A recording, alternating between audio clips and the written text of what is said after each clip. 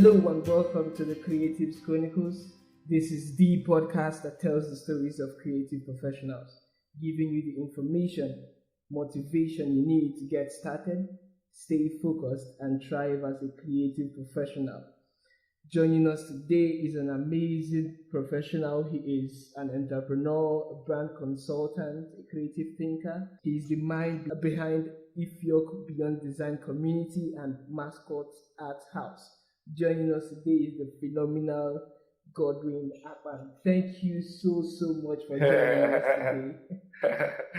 Thank you very much. That citation is a whole lot for a small person like me. And, No. You are really amazing, sir. Thank you for all you do. Thank you. Thank you very much. I'm really honored to be here today. And I'm hoping we will have a very wonderful chat. Possibly someone out there will be inspired by this chat tonight. All right. What we usually do in the first segment is to go over the intro stories of our guests. So you just walk us through how you got started in the world of design. How did you get into design? Right. I would like to start from the very start. What do I mean by starting from the very start? Let me start from my background in marketing and love for art. I started way back in late 80s, early 90s. I was a big fan of fine art, and I never knew what I was doing, but something suggested to me recently that, oh wow, so all along it's been marketing I was doing. Now, I had a elder brother who draws very well. He draws comic. So way back in school, what we do, after you finish drawing, I would take up the comic book, go to school. There's this thing we used to call in my dialect, ascendisen or pencil. It means if you look at my picture, you give me pencil. And then pencil was like a gold mine. So I would take his works to school and then gather my friends, tell them that they should come. I want to explain the comic book to them like a movie. So they would sit around, but the condition would be that you drop a pencil before you join the group. So that was how I gathered people, and I was collecting pencils. I would say I was collecting a lot of pencils. And then if you come to our house, you will see pencils everywhere because I was the marketing agent for his visual art. So I picked up from there. I used to admire him a whole lot because whenever I read his comic books, I get inspired, and I used to wish someday I would like to be like him. I like to draw. I would like to get into art, but I never knew how to start. And then tracing back, my father was a photographer. Okay. So I realized that the creative juice is in our family. So I picked up from there and I started drawing, and it got to a point, I think that was after my primary school, I really got into art finally. And when I joined secondary school, that was when I developed the passion even more because of my sketches, my drawing, my different way of doing things. One of the acts that inspired me that I started with was Mickey Mouse. Now, Mickey Mouse was one of the beautiful cartoons that I never missed. So I used to draw Mickey Mouse, fold it into paper, and then put in my uniform. And then people would admire it. They would also want me to draw for them. And that was how I started. And I became popular drawing Mickey Mouse.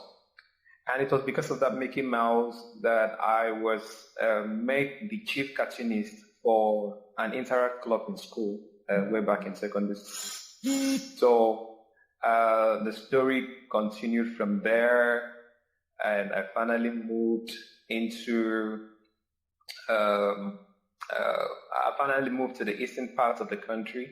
To the western part of the country, where I started exploring the world of art. I actually wanted to go further my studies in art because there was something about it when I grew up to some level in my career. Every time I passed through any signage, any adverts, billboard, see I see flyers on the floor. I wasn't always impressed by the finishing of some jobs. And something keeps telling me that, oh, come on, someone needs to change this. But who am I? I'm too small. You know, when you have this big dream of wanting to change something and something just tells you, come on, boy, you're too young to think like that. But I was always criticizing things. If you see me then, you think I'm a madman. I'll be picking flyers from, no matter how dressed I am, I'll be picking flyers on the floor. Those ones that are good, I will pick them to learn from them. Those ones that are bad, I would try and criticize it. Why didn't they put the fonts here? Why did they use so much colors and all that? And then I got really inspired about that. And I realized that gradually I wasn't good. I didn't start with computer graphics, no. I actually started as a visual artist. And one of the funny things I used to do was Valentine's card. I would buy cardboard, buy spray paints, and then cut stencil and spray. I was making money. I was really making money at that time. And then I realized that this was a very deep passion for me. And then one of those days, there was a commission job by a school, because I remember I was in Bako University then. There was a commission job, and I finished that job. I brought it, going to deliver it. Someone saw me and called me. He said, you've come again with your creative displays. Let me see what you have today. So I showed him. When he opened it and looked at it, he said, mascot. I said, anything? He said, I'm thinking you should take this thing further. I think you're very creative and you should not just limit yourself to sketches and drawing on papers.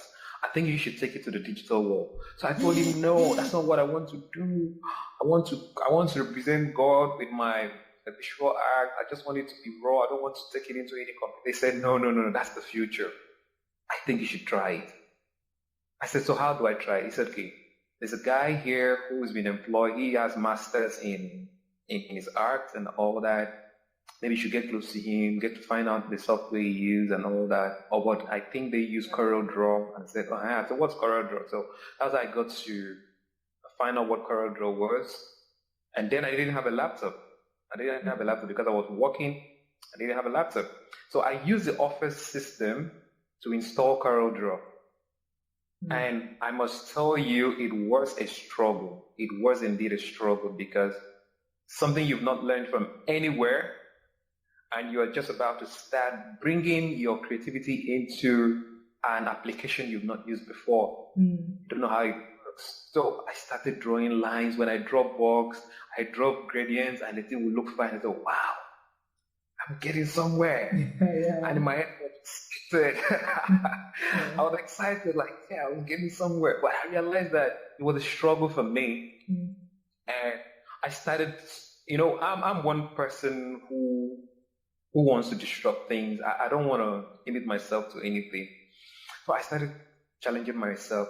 Hey, you've got to do more than this. So what do you have to do? You have to go further your study. So I started scouting for schools where, and then there was this popular thing then, I think they call them computer center. Computer center. So I had to look computer center that I would train on desktop publishing and all that. So I got one, I enrolled, paid for it, started learning the basic.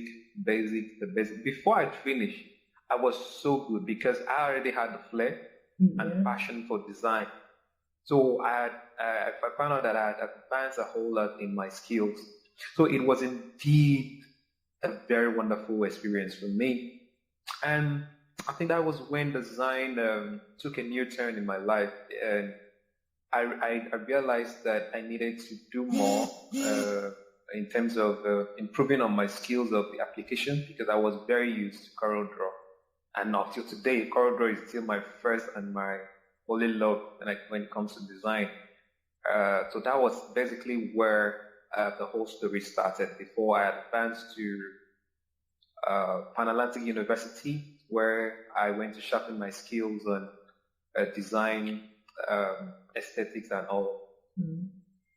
Wow, phenomenal story, boss. Like it's one of passion and unquenching passion, like really, like It's awesome. Thank you. Amazing. Looking back at your story, what would you say is one lesson that you had to learn the hard way? Looking back at your whole experience, what's one lesson you would say that you learned the hard way? One of the lessons I learned the hard way was me not giving up on my old ways of thinking. You know, when that guy approached me, his name is Chigozie Eti. When he approached me and asked me to give up my old ways and move into a new phase of technology, I never believed it was going to be possible. So that aspect, I think, answers that question. Yeah, it does. Okay, what is something you would have done differently? What is something you would have done differently with the knowledge you now have? If you were to go over and start again, what's something you would do differently? I will go back into studying the basic of design. Like, that's the thing I would have done differently. I would have studied everything about design. In fact, I would not have done any other thing if it's not design related in life. Awesome. Now you are mentoring a lot of creative persons. What would you say is one skill that can stand out any creative person? One skill that if any creative person has this, the person is going to be miles ahead in career. Patience.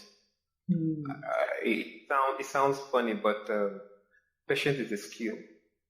And I would say this because I did something recently. The group where I mentor some creative people, I posted some designs that I did myself recently. And a lot of them were questioning it, that they can't believe this was done with CorelDRAW and all that. And somebody said, so how did you take time to dress this that is so neat? I was smiling because I told them the secret of all this is patience. For every creative person, you must be extremely patient because that's a skill. If you have that skill, I bet you there is no aspect of creativity or the design that you will not be able to crack. Because creativity is not something you hurry. It's something that takes time. Now, let me reflect a bit on the story of creation. It could have taken God maybe a minute or a day to create heaven and earth, but it took him 6 days. So he had to take time to fine-tune creation, and then each of these days he declared that his creations were good. So it took him patience for him to be able to say, okay, what color should I give the sky?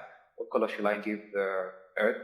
And all that. So I think we all need patience as creative people to be able to get the best out of our works.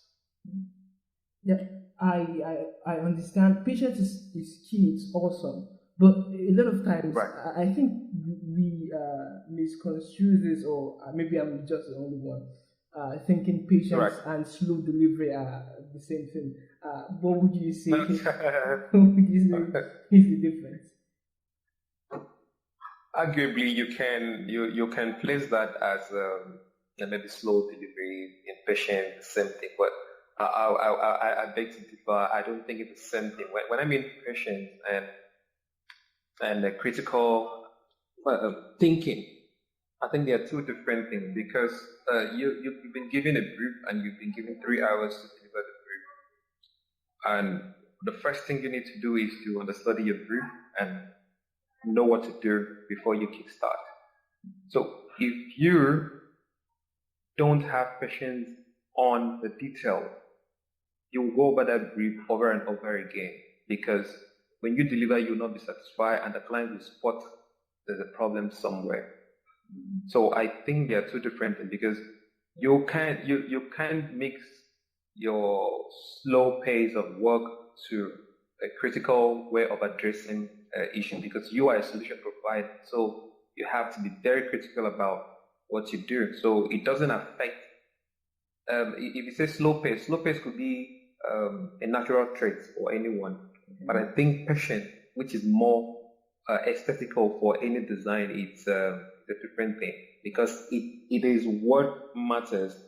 It is the result that matters. Yeah, true. Awesome. Right. Okay. Right. Let's talk about rejections. A lot of times, creatives, we deal with it a lot, and we are a boss in the industry, so I think Right. everyone has had their fair share of it. Let's talk about a time that you faced rejection, maybe for a project or a client or something, and how you were able to handle it.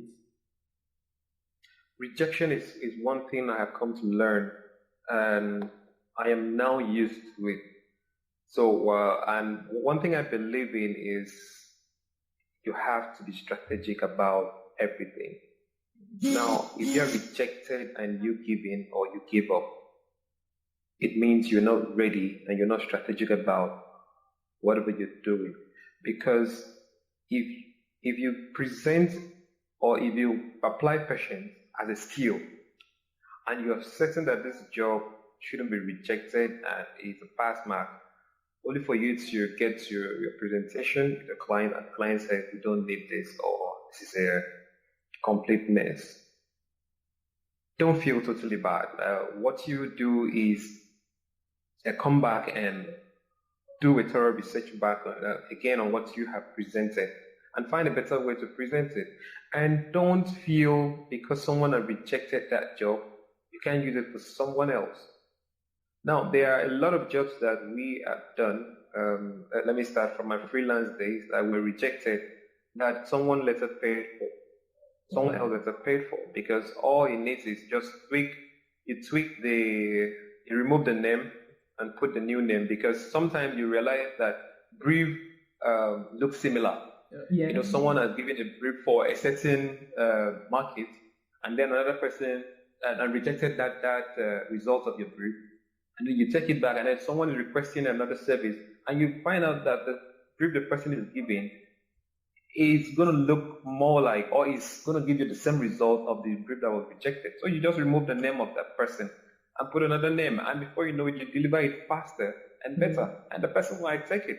So I don't see rejection as something anybody should feel downcasted about, and more so, whenever your job is being rejected, it's also served as a pile up for your portfolio. Because to be very honest, the only thing for you to show anyone or any new client that you've done something is number of work, the body of work you've done over time. So I think we should see rejection of work as a curve in learning and in the creative process of our life. All right, awesome. Let's segue and do. Okay, before we segue, let me ask this question. Right. Since we are on the subject of rejection, what, in your opinion, makes a design good design, or what qualifies as good design?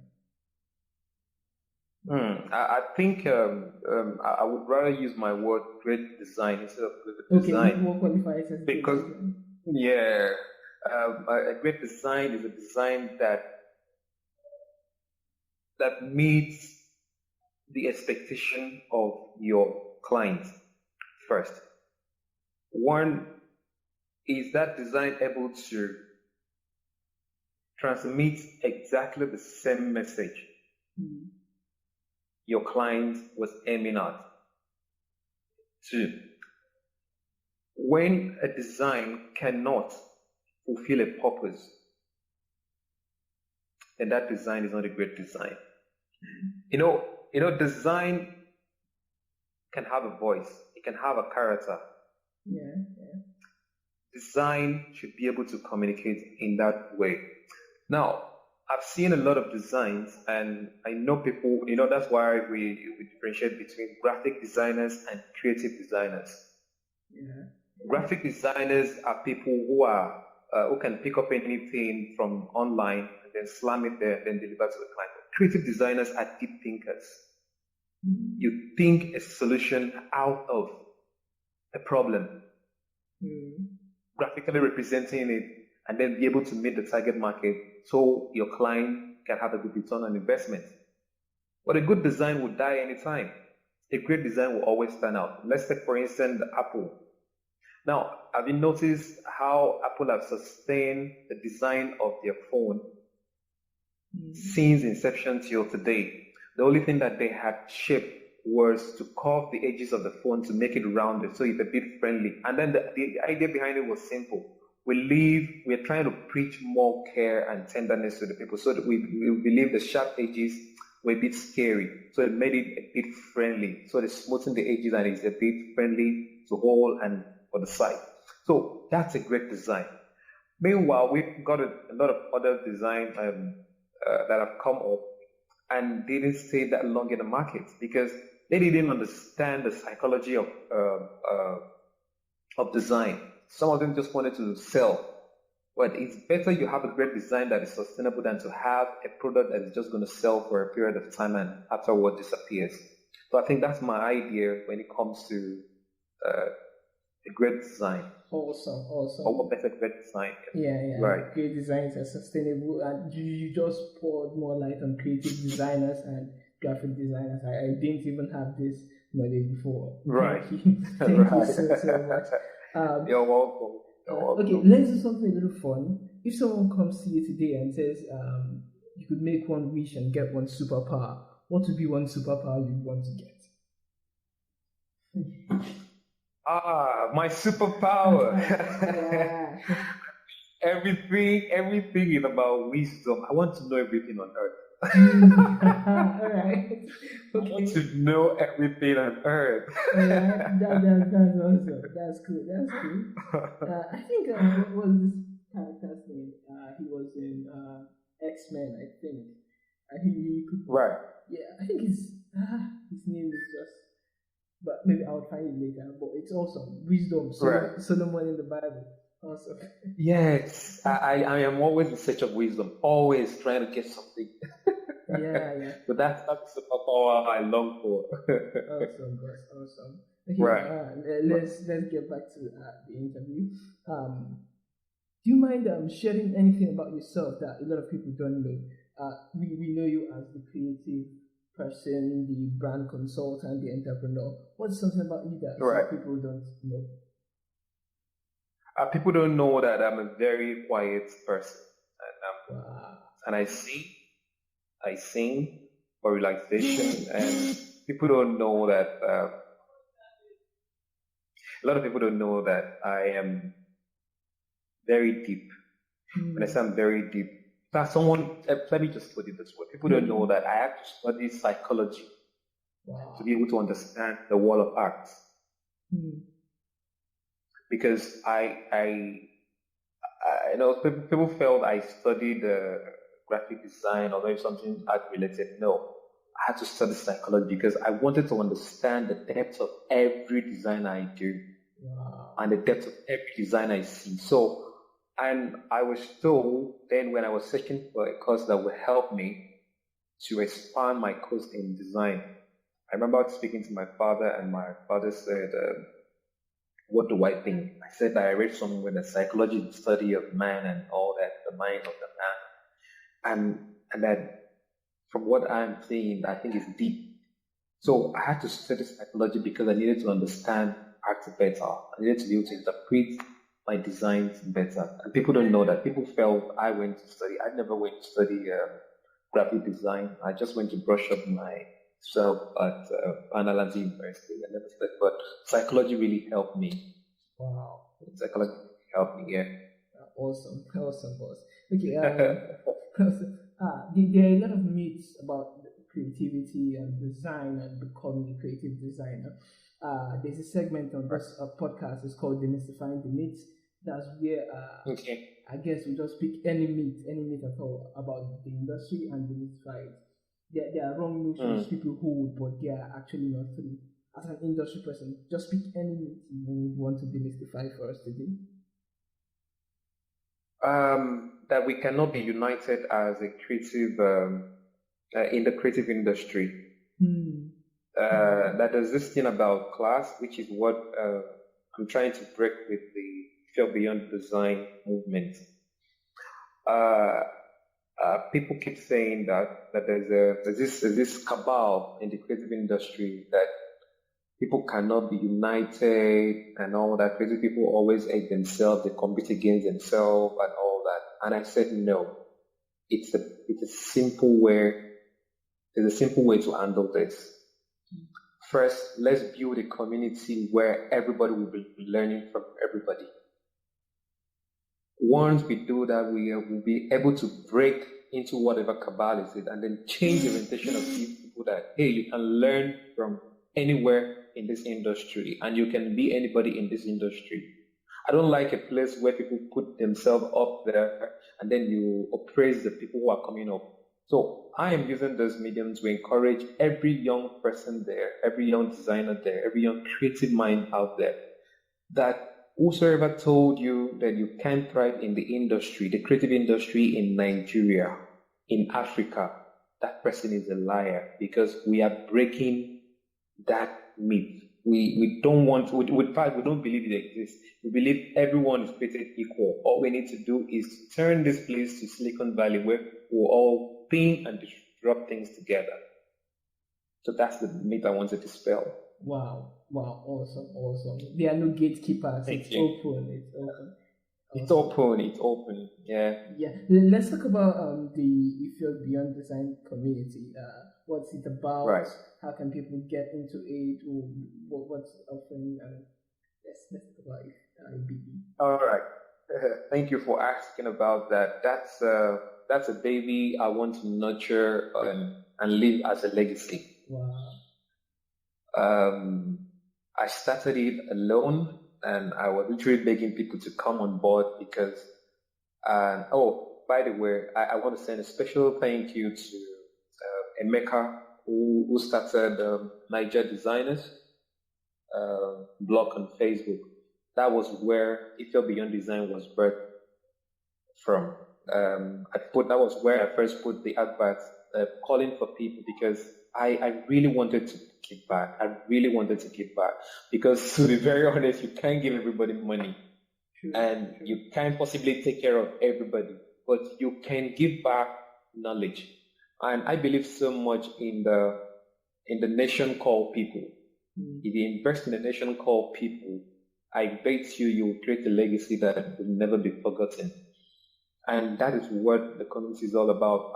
I started it for the sake of bridging the gap of this class. People who are trying to learn, but they feel they don't find people who they can learn from.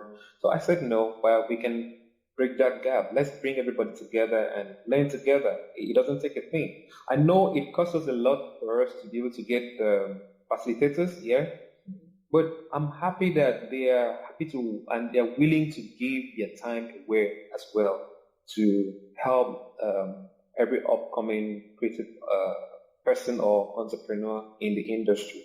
So what that platform is all about connecting great minds. Now, it was a vision given to me to build a legacy where even if I'm not there, it will still run. And we are not looking at Nigeria. We started in Nigeria, but we're looking at it globally. We want to connect more people. But I told you the other time I was scheduled to travel, but I had to shift because of the job schedule that I had on ground. Now, one of the trips we want to do this year is to visit at least 3 African countries. Wow. To carry the message of IBD to those countries. And one of those countries is Ghana, Kenya, and South Africa. We want to connect those 3 this year because we want a larger community indeed. I've seen what's happening out there in Europe, and we felt Africa can do it. We should stop hating ourselves or competing against ourselves. We should start loving ourselves and building a community that is formidable. We are very creative people, and Ifil Beyond Design is that platform that is going to connect great minds, and we want to see people do great exploits. Now, one of those things that pained me was there was a client here, a very big client here in Nigeria we met, and he said something to me. He said, I don't believe in Nigerian creative people. They are hungry people, and all they care is money. That's why I don't do my design here. I have a lady in South Africa who does my design, or in Dubai. But when I saw your job, I was impressed, and I was like, this guy is Nigerian. And then when I heard that thing, it pricked me so much that, no, we have to change this perception about the creative people.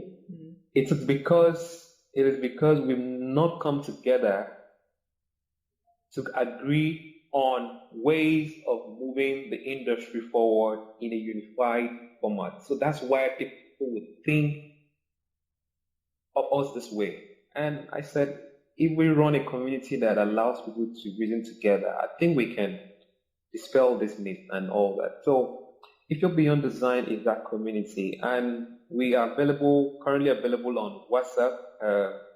Gladly enough, some weeks back, our WhatsApp was at reach capacity. Right. Reaches capacity, yeah. So we moved to Telegram, and Telegram we've gotten over 200 plus who have joined, and we have we're also available on Instagram, Facebook, and Twitter. So it is if you're beyond design, or if you're BD at if you're BD, or if you're beyond design. Okay. So if a creative person wants to join, he goes to the Instagram or the Facebook or the any of the handle that they identify interest, we'll add them up or send a link to them, because it's a private group. We actually made it private because yes, we made it private now because we did not want anybody to just jump it, because we realized that some of these telemarketers just jump on the group and start selling their market, and we're not there to sell market, we're there to learn. So we made it private. So if you show interest that you want to join, we privately send you the link, follow the link, and you're in the group. And it's been awesome. A lot of testimony. We don't want to blow a trumpet yet, but we've seen a lot of testimonies, and we just want to take time and make sure that we get to a capacity where we can now come up and blow our trumpet, because we know if we blow our trumpet now, might not be able to manage the influx of people to the group. Awesome. Any creative person out there listening, you have to join if you're going to. I've seen a number of the panelists they've had. Awesome. I saw Professor Yorks. I saw Yorks the professor. I saw the emotional intelligence person. I saw the barista with the legal session. It's awesome. You just have to be on that platform. Right. Okay. Thank you. And two more things. I really do appreciate your time. Thank you very much. Thank you. Your handles online. Okay, I think I'll drop that in the show notes. One topic I wanted us to talk about before we let you go is understanding clients and managing clients. There are a lot of times you get clients that are not very clear on some of the goals they want for a project. How have you been able to handle such clients? How did you get them to open up? Let us know. Right. This question is my question. This is my question. Okay. Now let me start from here. We live in Nigeria. We live in Africa. In this part of the world, people don't appreciate creativity, which would mean people don't appreciate service-oriented businesses. They don't understand. They don't believe they should pay you for your service. True. So, understanding every client in Nigeria is like trying to find your way to Sambisa Forest. You need the military to guide you, because sometimes the clients can be extremely, I don't want to use that word, but I think people out there wonderful. No, it's been a tough one, no doubt. But like I said, there's always a way out of every problem. There's no problem that does not have a solution. Sure. And you have to be strategic. I keep saying you have to be very strategic. Let me give a very quick example. There's a project we currently handling now. It's a package designed for a company here in Nigeria, and we started this project since February. And in that team, the only person who is aware, very informed about this design is the MD. Now, most of other people who sit in a meeting with us don't understand so much about design. All they care about, just slam something there and let's get it running and all that. And every time we go for presentation, we find out that we instead of us spending 1 hour, we spend 4 hours Wow.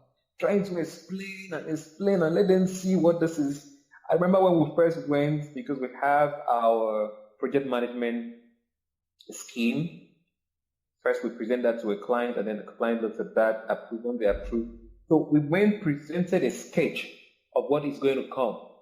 Of course, they will not have the capacity to have the mental picture of what we are seeing, because we are creative people. We foresee into the client's future. The client will just give us a brief, and then we foresee into the future, and then we find a solution that will be beneficial to their business and their growth. So they didn't understand. No, this thing is too dull now. We have to put color. I said, excuse me, sir. This is the initial stage of your project. Now, the next stage, we'll move into this, move into that, and they still didn't get it. So what we do in that case is we quickly, one of the things I have discovered, we quickly throw a mock-up to them.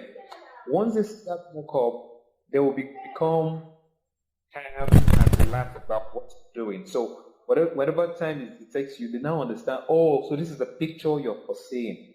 So that's one aspect for anyone out there to be able to manage a stubborn client who doesn't understand design. And then another aspect is on payments. Now that's a very tough area. And I advise anyone out there, if you have to do business in Nigeria, make sure your payment policy is on point. Take some percentage before you run or you start any project. True. And then have a lawyer, have a legal backing for anything you're doing, because clients in Nigeria can easily take your job, run with it without paying you, and nothing would happen.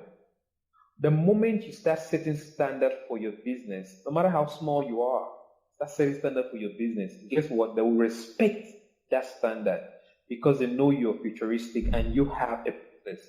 But when you allow them see you as a freelance person who is running the street, looking for money to survive and all that, you won't end up well, because one stress, one hit from the client, your creative prowess will drop. It will affect you. So you have to be careful, put your pricing policy right, and be very, very in at it. If you want to take 70-30, take 70-30. If you want to take 50-50, take 50-50. But always, but I share it with some of my guys on If Beyond Design. I give them the pricing policy, terms and conditions that they present to client, and most of them came back and said it really worked. Because when a client was interested in you, and the next thing you do is to send them your pricing policy or your payment policy, they will be shocked. They will be like, wow, this person is so organized. And that is the only way, so that you don't fight with anybody. You know, the best fight is intellectual fight. If you want to fight and win, don't fight with your hand, fight with your intellect. True. Because by the time you drop that policy and then read through it, they will see, okay, whether they want to work with you or not. And it's better you have a client who's not giving you stress than to get into a client who's giving you stress, because you're going to do what? You're going to lose 10 times of such client, or your good client, because it's going to affect, it's going to be a spillover to other things or other clients that were not like that. So I think that's one of the things that when it comes to managing clients in terms of payment and creative projects that you've been given. Wow. Right. Thank you so much. I really do appreciate your time and the awesome and amazing content you've been sharing with us today. Thank you. Thank you. On a closing note, your parting words for our audience, creative people, entrepreneurs, your closing words for us. Man, make I not go too far. Make I first start, because it be like a pigeon people feel somewhere, or maybe they go there somewhere, they look me or they listen to me. Sure. First, no go do one thing you know will fit finish. In simple terms, don't take up a project you cannot deliver top notch. Every project you take up, make sure you deliver 110%, not 100. 100 is not great. 110 is great. Why? The only way for you to get clients is when you go above and beyond in your delivery and services. That's the only way you can keep clients. In fact, if you allow yourself to be shown or taught what to deliver, you're not going to last in your creative business. Rather, do your research. Every creative person out there, do your research. Thank God for Google. Thank God for YouTube. Thank God for all this outlet where we can get information free. Get out there, do your research, and please don't do everything and deliver nothing. Find a niche. If it's branding, if it is graphic design, if it is corporate branding, if it is animation, if it is illustration, if it is manipulation, just find a niche that you have a strength in and focus on that. Don't do everything, because when you start doing everything, I made that mistake when I started. I was doing everything, but I realized it worse. I was carrying so much load. I had to focus. I found my niche, and then I focused on that niche, and it's been paying off a whole lot. That's the only way we pay bill, because we got to a point where we now became an authority on that niche that we have found for ourselves. So I think every creative person out there should be careful how they pick their cause. Don't get on everything, and don't always be the first to post your works, get people to give you accolades. No, be the first to do research, do thorough research, so that when you present your work, it will speak a whole lot of volume to people who are following you. Wow. That's my final word. Wow. Thank you so much. I really do appreciate, mind blowing, thank you. Okay. To our audience out there, I trust you've also picked a ton of information and actionable content from today's episode. Words cannot just describe. It has been phenomenal. Remember to go out there and create awesomeness. My name is Bright Emeka. I will see you next week. Bye. Bye.